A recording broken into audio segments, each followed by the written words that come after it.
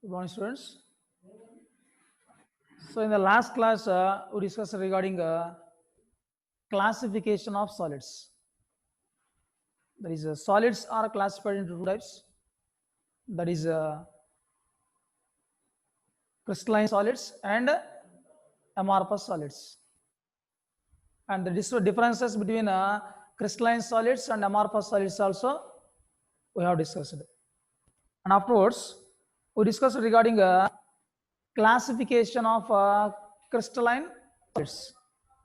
See, crystalline solids are classified into four types: molecular solids, ionic solids, metallic solids, and covalent or network solids. Okay. Now, in that one by one we discuss here. First one, molecular solids. Again, these molecular solids are further divided into polar molecular solids. Sorry, first one non-polar. We'll take non-polar molecular solids. The second one is polar molecular solids, and the third one is hydrogen bonded molecular solids. So these are three types of molecular solids. And now come to the characteristic properties of these molecular solids. So coming to the first one, non-polar molecular solids. In non-polar molecular solids, the constituent particles, what are the constituent particles that are present in the non-polar molecular solids are either non-polar molecules,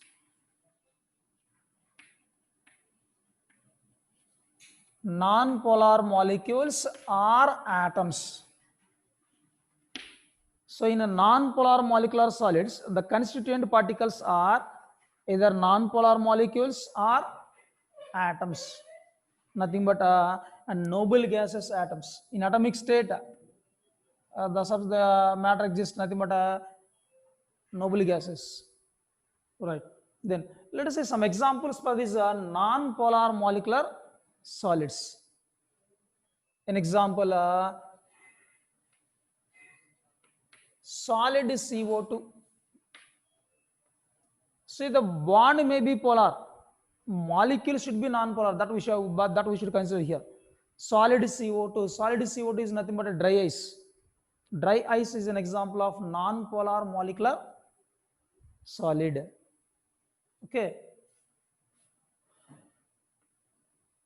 Next, O2, solid oxygen. Otherwise, noble gases like argon, neon, and so on. The given compound should contain non-polar molecules or noble gases atoms. So noble gases atoms or non-polar molecules should be present as the constituent particles. Those are called as a non-polar molecular solids. Then, what are the binding forces? Which forces can keep the constituent particles together? In case of non-polar molecules is nothing but dispersion forces, or these are also called as London forces. London forces or dispersion forces. The same you have studied in first PUC states of matter chapter. Types of van der Waals forces between two polar molecules, between two non-polar molecules, and between polar and non-polar molecule. Between two non-polar molecules, what the attractive forces developed are called as induced dipole forces. And this induced dipole forces are also called as dispersion forces, or these are also called as London forces. Okay. Then, what about nature? So, what about the physical nature of these non-polar molecular solids is nothing but soft. So, these non-polar molecular solids are soft in nature. And what about melting point? So melting point of this non-polar molecular solids. See, in case of non-polar molecular solids, since there exist weak attraction forces, there is London forces or dispersion forces, these non-polar molecular possess a very low melting points. So these possess very low melting points due to the weak attractive forces, there is dispersion forces. Next, what about the electrical conductivity of these non-polar molecular solids? Since the constituent particles are molecules, non-polar molecules are atoms, as there is no charged particles. So these compounds are insulators. Simply they can act as bad conductors of electricity. So this is regarding some characteristic properties of non-polar molecular solids. See once. So the molecular solids are classified into three types: non-polar molecular solids, polar molecular solids, and hydrogen bonded molecular solids. In that, in a non-polar molecular solids, the constituent particles are non-polar molecules or atoms of noble gases, and these constituent particles are held together by dispersion forces, which are also called as the London forces, or simply induced dipole forces. Next, since there exist a weak attractive forces between these constituent particles, so these are soft in nature and possess low melting points. Since these are non-polar molecules or atoms, they will not conduct electricity, they can act as insulators. These are insulators of electricity. This is first one. Now, coming to the second case, polar molecular solids. So here also the constituent particles are molecules which are polar in nature. So the constituent particles are polar molecules. So polar molecules are constituent particles. Yeah. Then between two polar molecules, what type of forces will operate? Between two polar molecules, there exist dipole-dipole forces.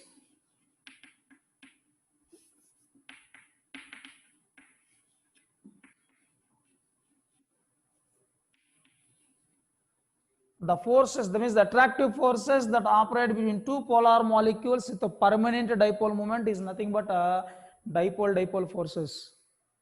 Let us see some examples for these polar molecules. Solid SO2 or solid HCl, solid P4O10, like this. So these are some examples of polar molecular solids. These the given molecule possesses a permanent dipole moment. So there exists a dipole-dipole forces between the constant particles. Then what about the nature of these polar molecular solids? These also soft in nature. The polar molecular solids are soft in nature, and these also possess low melting points. Melting point is less because of weak van der Waals forces, that is dipole-dipole forces. And these also can act as insulators. In solid state, these also can act as insulators, means they are bad conductors of electricity. So this is regarding polar molecular solids. Next,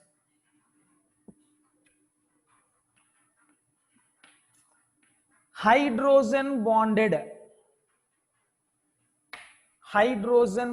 molecular solids. Here the constant molecules are polar molecules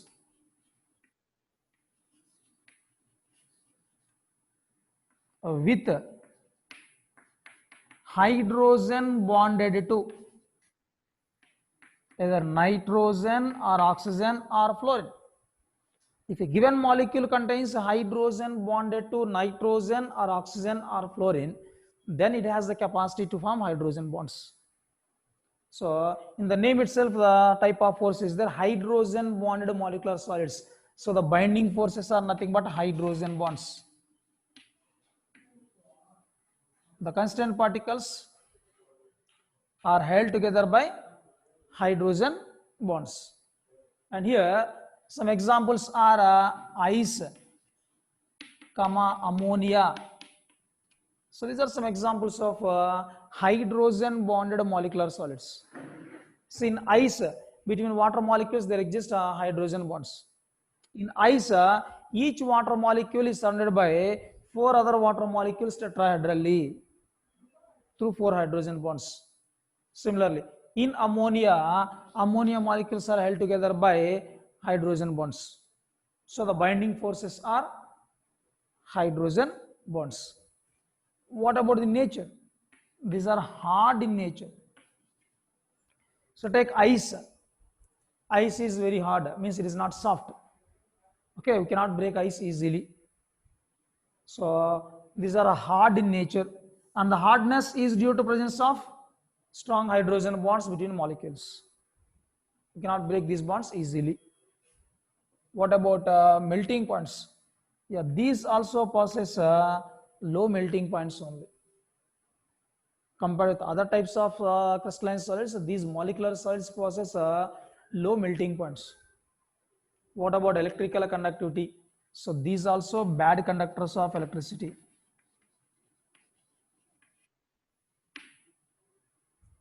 Okay. So in molecular solids, the constituent particles are molecules or atoms which are polar molecules or non-polar molecules or hydrogen bonded molecules. So these are soft in nature except hydrogen bonded, which is hard.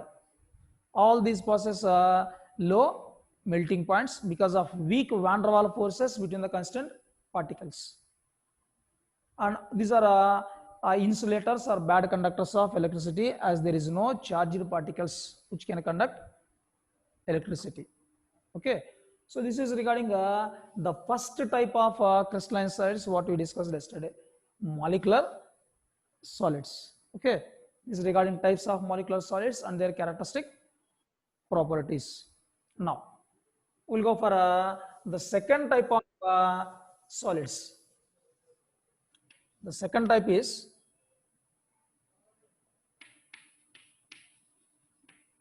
ionic solids. Now, see what are the ionic solids? What are the constant particles of ionic solids? What about their nature? Let us see all those one by one. Ionic solids, in that the meaning is there. Means the given substance contains constant particles as ions. So the constant particles in case of ionic solids is nothing but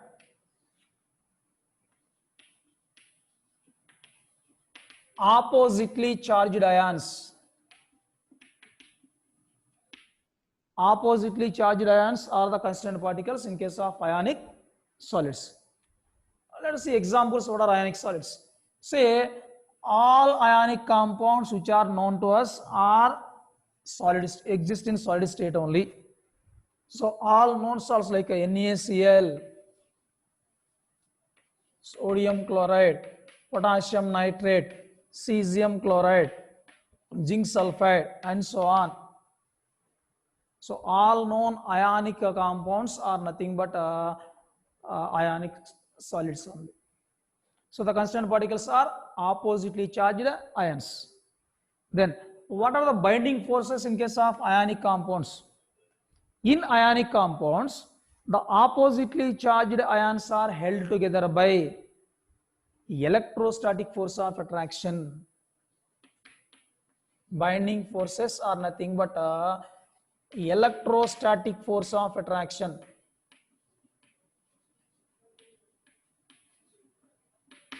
Nothing but electrostatic forces.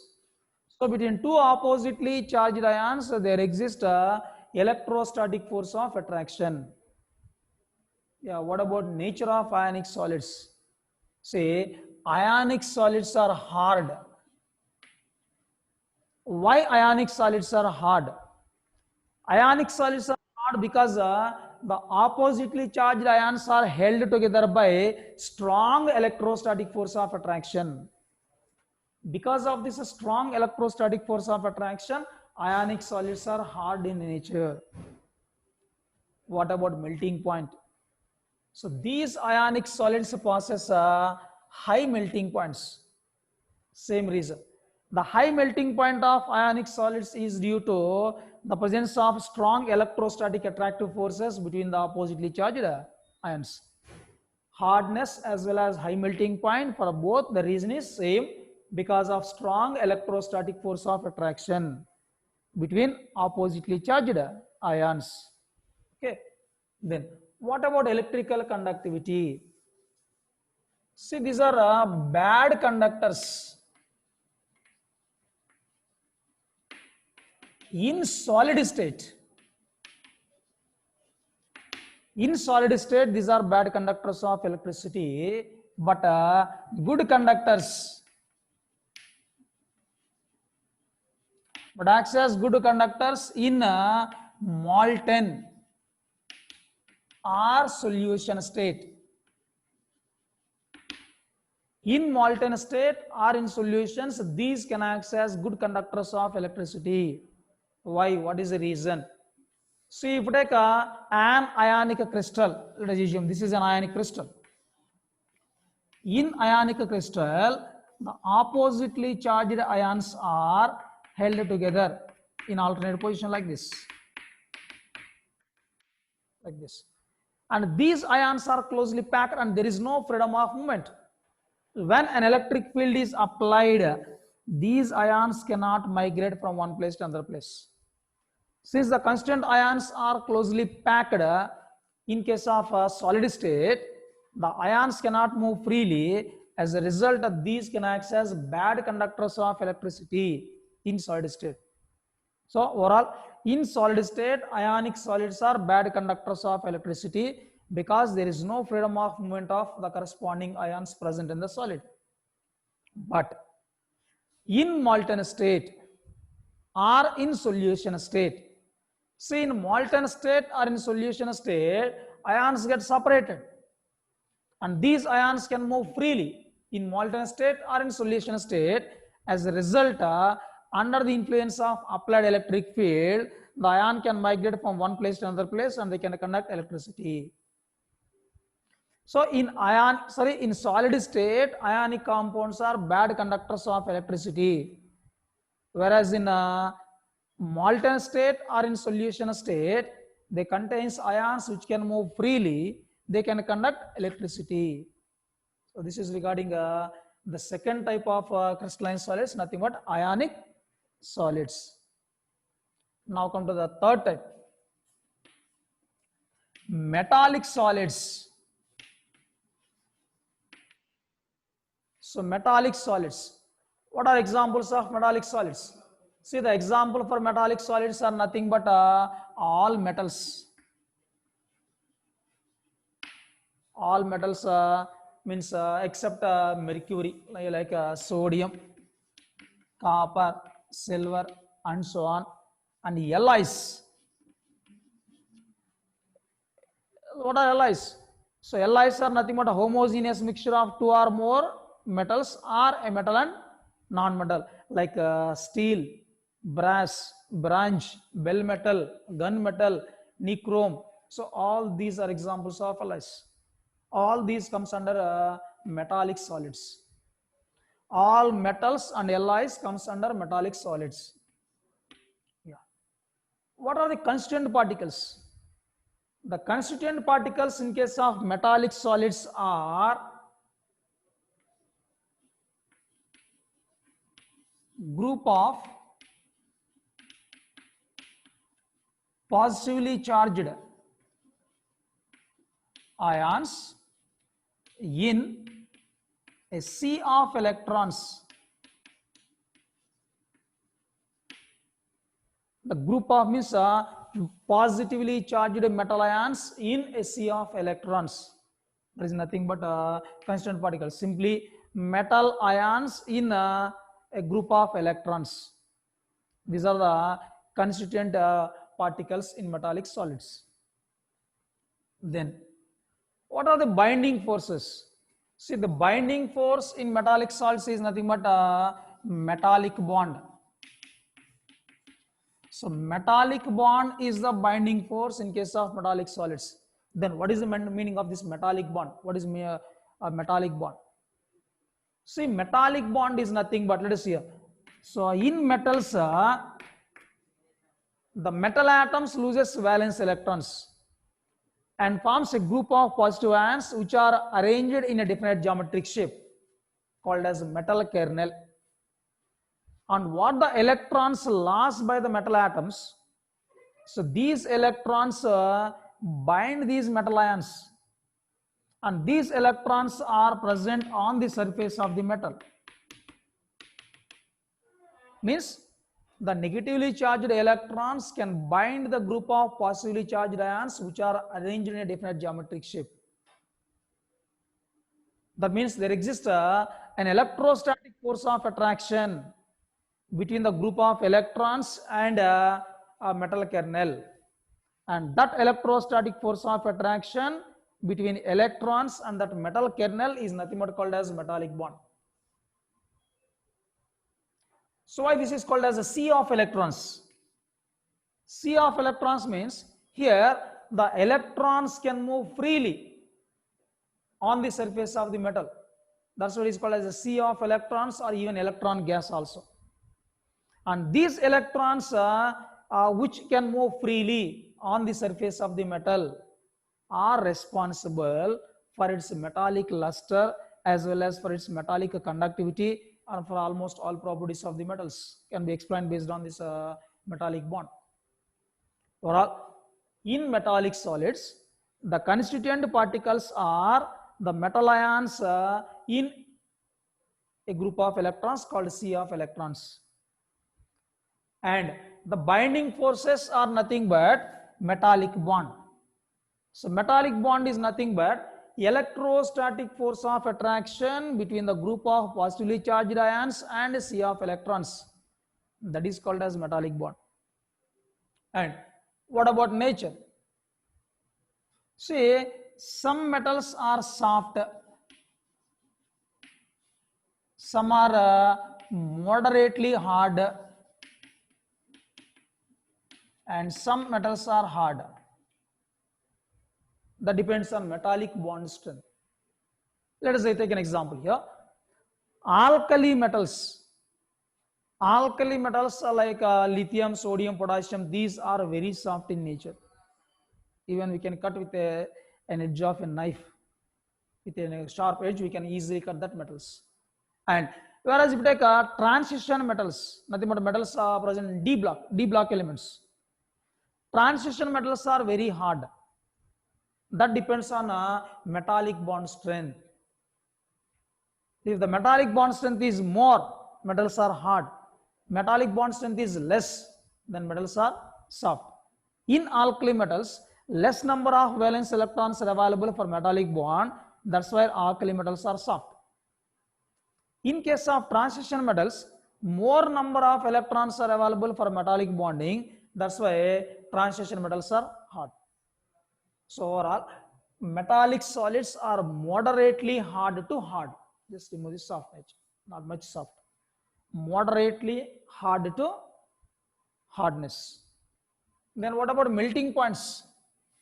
So these possess high melting points except some metals. See, alkali metals possess low melting points, whereas a transition element possess high melting points. So these melting points also moderated to high. So if you take metals like cesium and gallium, those possess low melting points. If you take metals like tungsten, they possess high melting points. Okay, so melting points moderate to high. So moderate to high, but most of the metals possess high melting points. Then what about electrical conductivity? So these metals are good conductors of electricity. The electrical conductivity of metals is due to the sea of electrons. Means the group of electrons which are present on the surface can move freely under the influence of applied electric field. As a result, they can act as good conductors of electricity. Let us see once again. In metallic solids, the constituent particles are group of positively charged ions in a sea of electrons. And the binding forces are nothing but a metallic bond. So metals, some metals are soft and some metals are hard, some are very hard. So moderately hard to hard. And these possess some moderate to high melting points. Most of the metals possess high melting points. Some are having a moderate melting points. Electrical conductivity. As these metals contains a group of electrons which can move freely, these can act as good conductors of electricity. So this is regarding the third type of crystalline solids, which are metallic solids. Now, coming to the fourth one, covalent or network solids. Covalent solids or network solids. Let us see what are the constituent particles. See, the constituent particles in case of covalent or network solids are atoms. Simply covalently bonded atoms.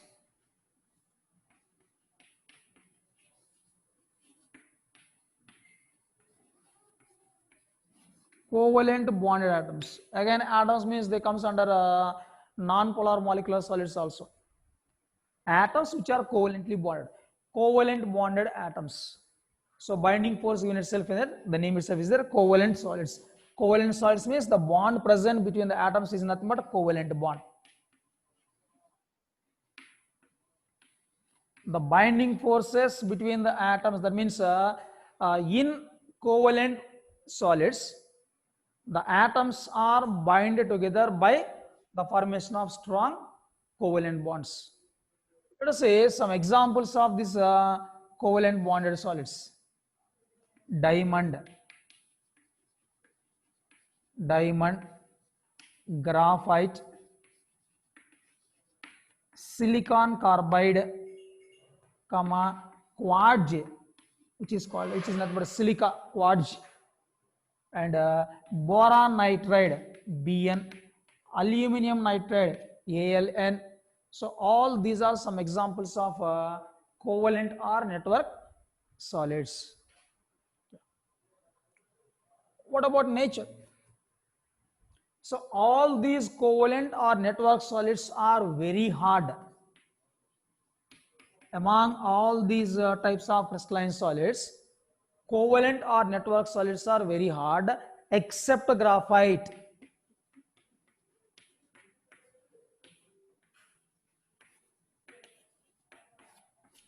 Except graphite. So graphite is very smooth in nature. So what are you using? Pencils. Pencils, the major component is graphite. So the pencil can write very smoothly on the paper. So graphite is smooth, and even graphite is used as a lubricant also because of its soft nature. Right. So except graphite, remaining all covalent solids are very hard. So diamond is the hardest substance known to us. So regarding this diamond structure and graphite structure, already have studied in first PUC P block elements. Just briefly I'll tell you here. So in diamond, each carbon atom is surrounded by 4 other carbon atoms tetrahedrally, where carbon undergo sp3 hybridization with a bond length of 1.54 angstroms. So because of this a covalent giant polymeric tetrahedral structure, so diamond is very hard in nature.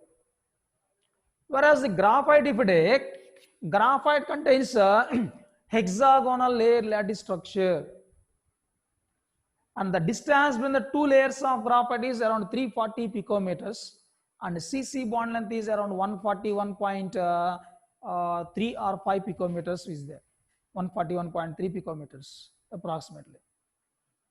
That means In diamond, each carbon atom is bonded with the 3 other carbon atoms and forms hexagonal layer lattice structure. And the distance between the two hexagonal layer lattice is 340 picometers, and these layers can slide over the another layer very easily.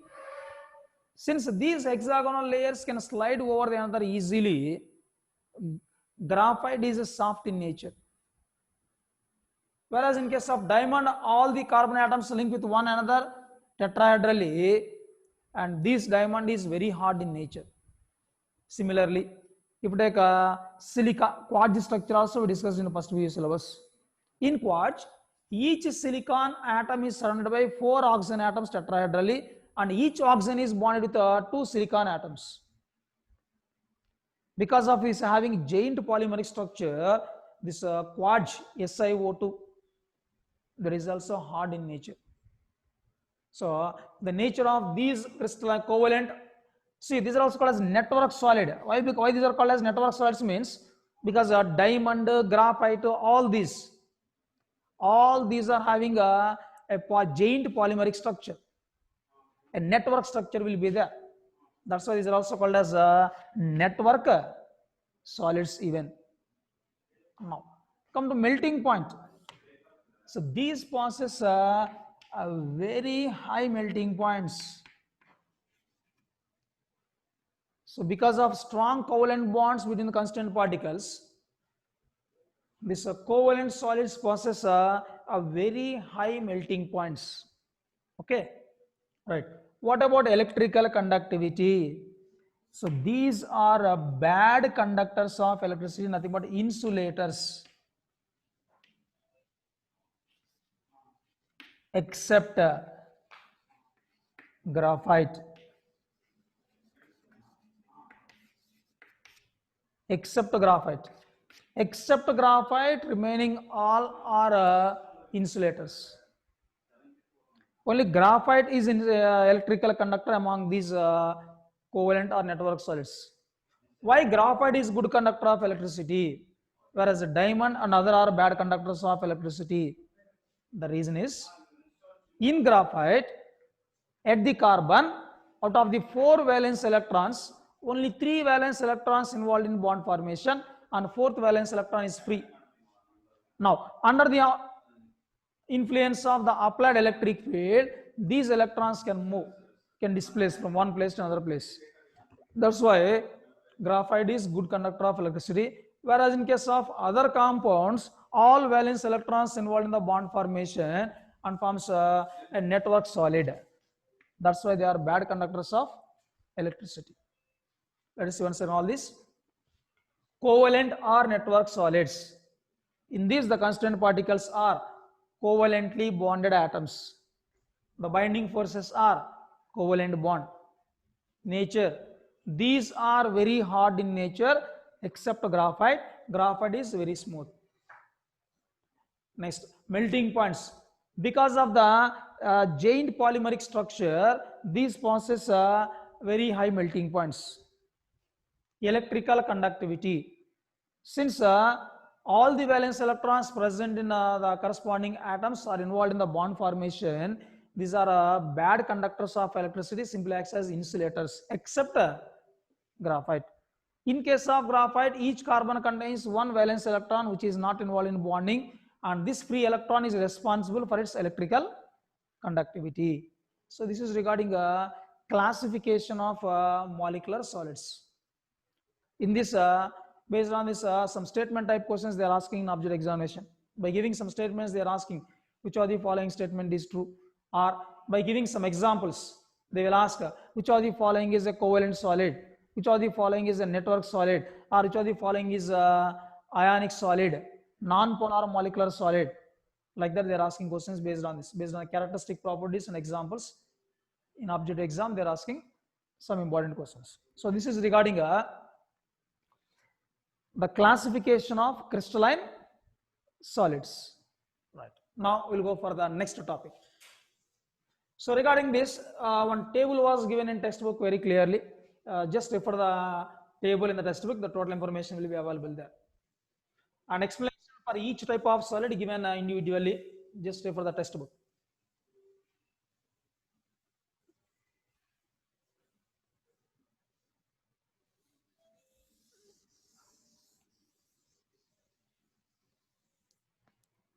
Now comes the next topic, crystal lattice.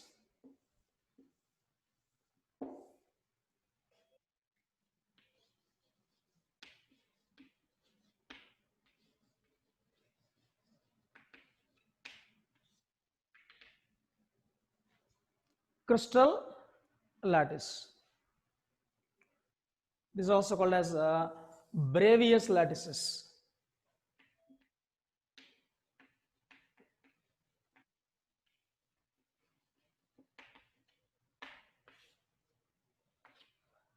Crystal lattice or Bravais lattice. So what is meant by lattice? So lattice means nothing but the arrangement of the constituent particles in a crystal. What are the constituent particles in a crystal? Just now we discussed either atoms or ions or molecules. Atoms or ions or molecules are the constituent particles in a crystal.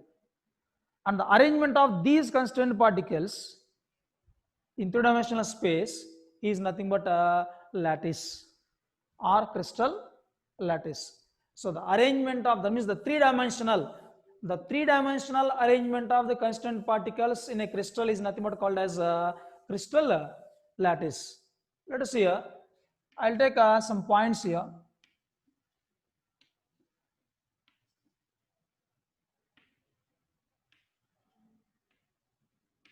Yeah, just here.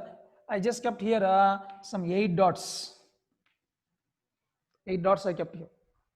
So this is the arrangement of the constituent particles in a crystal. And this is nothing but called as crystal lattice.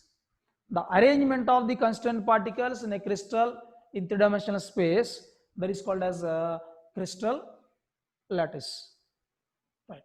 And now, what are the characteristics of this crystal lattice? In crystal lattice, each point represents the constituent particle. And in crystal lattice, each point is called as a lattice point.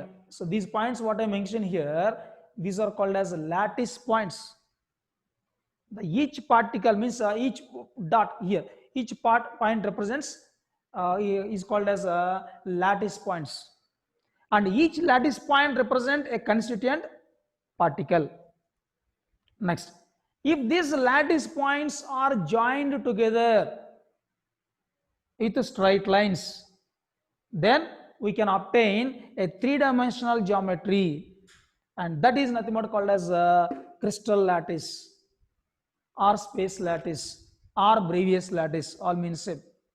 Crystal lattice or space lattice or Bravais lattice. Now see here, I'll join these through straight lines.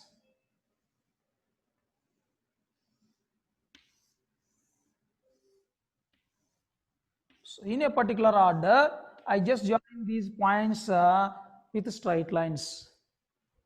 Then we can get a cubic shape. So now this is called crystal lattice or space lattice.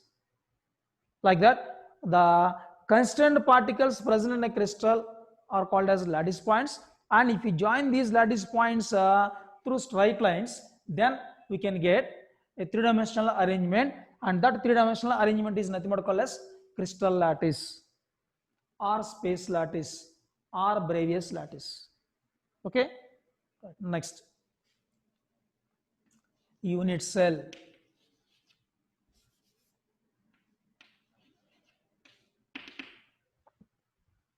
Now let us see here one more example I'll take here.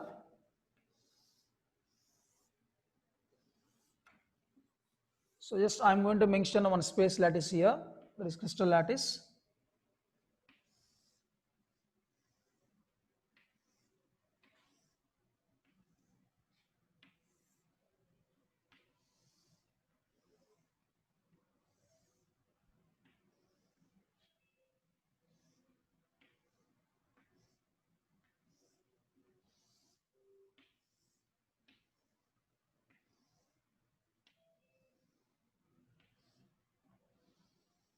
Right, now see. So here each point, these are the points.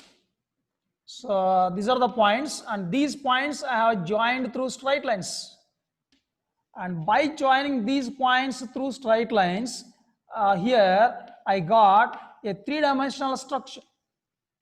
And this three-dimensional arrangement of the constrained particles in the crystal is nothing but called as crystal lattice, or that is also called as space lattice. This is a crystal lattice. This is a three-dimensional arrangement. Now, in this, just I'm going to select a small parts here now. I will select a small part in this. What the small part is, just here.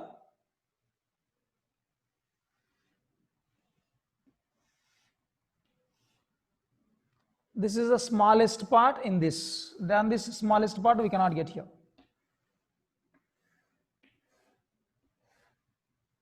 See here. This is one small part. So this type of units, 8 units are present here. Front one, back one, 2, this side 2, means a total 4 in one plane. Above that, still 4 more is there. Means a total 8 small cubes are joined here. Again, you can get a cubic shape. And this is the smallest repeating unit in this lattice. Again, this type of cubes, 8 if you join with each other, again you can get cubic shape only. Just like as construction of an apartment. So in an apartment, one portion will be there, same type of portions will be repeated, then we can get the entire apartment structure. So that apartment is nothing but a crystal lattice. In that apartment, one portion is nothing but a unit cell. So unit cell is nothing but the smallest part of the crystal lattice, having the shape of the lattice, which repeats in 3 dimensions to get a entire crystal lattice. That is called as a unit cell. See once again, unit cell is the smallest part of the crystal lattice, having the shape of the crystal, which repeats in 3 dimensions to give the entire crystal lattice structure. That is called as unit cell. So unit cell is the smallest part of the crystal, having the shape of the crystal and repeats in 3 dimensions to give the entire crystal structure. That is called as unit cell. Then what are the parameters of unit cell?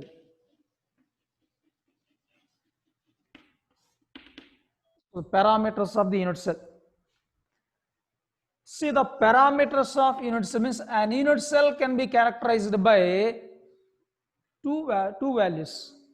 One is nothing but edge length.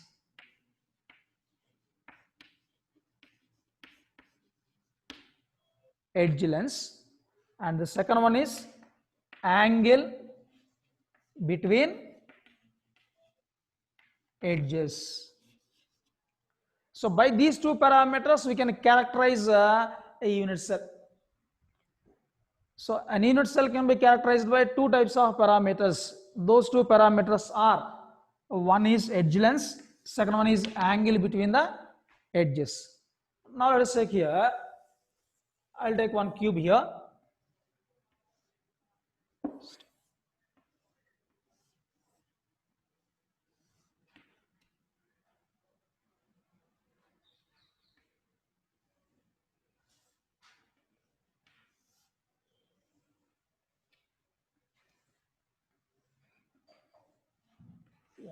So this is a cubic system. Now let's see. This is one coordinate axis. This is another coordinate axis. X, Y, and Z axis. So these are the 3 lengths. This is one length. Let it be A, edge length, and the length of this is B, and this one is C.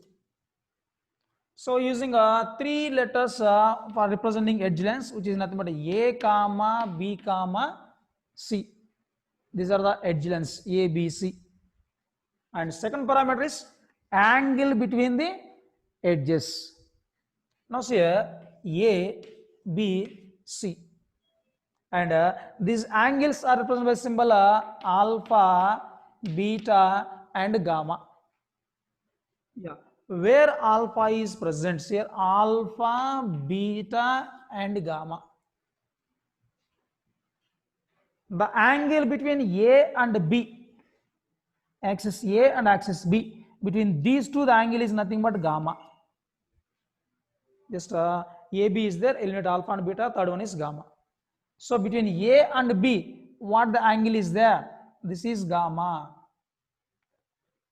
Next, between B and C, the angle is nothing but alpha. So between B and C, the angle is alpha. This is alpha. Next, between A and C, the angle is beta. So between A and C, this is A and this is C, between these the angle is beta. So like that, an unit cell can be characterized by two types of parameters, and those two types of parameters are nothing but edge lengths, which are nothing but A comma B comma C, and next one is angle between the edges, alpha, beta, and gamma. Between A and B, the angle is gamma. Between B and C, the angle is alpha. Between A and C, the angle is beta. So these are the parameters what are used to represent different types of crystal lattices. Then see how many types of crystal lattices are there. This is an example what I shown here, a cubic system. This is a cubic lattice, means the unit cell is having cubic shape.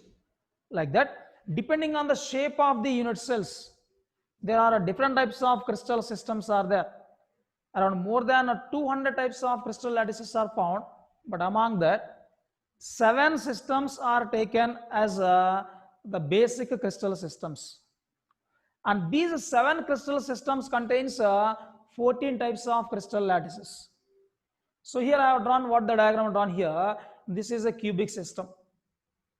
Again, this cubic system is having 3 different types of lattices: primitive unit cell, body centered unit cell, and face centered unit cell. Like that, a crystal system is having different types of lattices. Those are called as crystal lattices. Overall, there are 7 types of crystal systems.